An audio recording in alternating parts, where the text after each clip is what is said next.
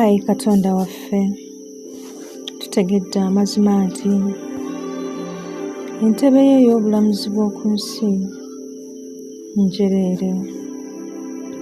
Tukwegayirira Ayi Katonda waffe, ozze ddamulayo y'oku nsi, oddemu olamule nga bwe gwabanga, onye emyoyo gyaffe okutaataaganyizibwa.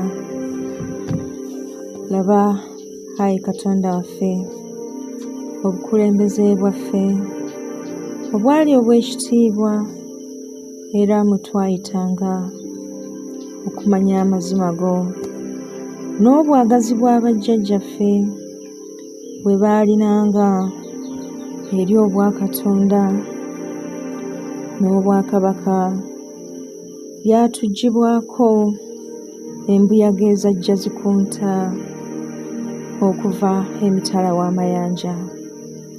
Na buli kati abaana, abazzukulu awamu n'abajjwa bagereesaako bigereese, tebakyabiwa kitiibwa.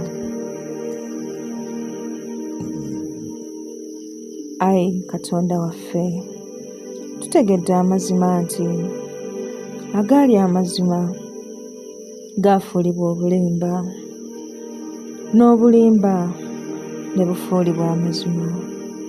Ekitiibwa n'amaanyi go byaggyibwa mu maaso g'ebyenyi byaffe ne bizzibwa enkoto. Tukwegayirira Ayi Katonda waffe, ozze ekitiibwa kyo mu maaso g'ebyenyi byaffe, tuddemu tukiyonje nga bwe tuyonja ebyenyi byaffe. Weewaawo, weewaawo, weewaawo, ffe abeegayiridde tuli bazzukulu ba Ssaalongo Balibaawo, tuli bazzukulu ba Nnaalongo Nalubaale, tuli baana ba Kintu n'Ennambi, nga ennambikizo yaffe eri ggwe Katonda waffe. Weewaawo, era tusinziira wano ku lusozi Kiwamirembe e Bugaba Ssese. Weewaawo, weewaawo, weewaawo.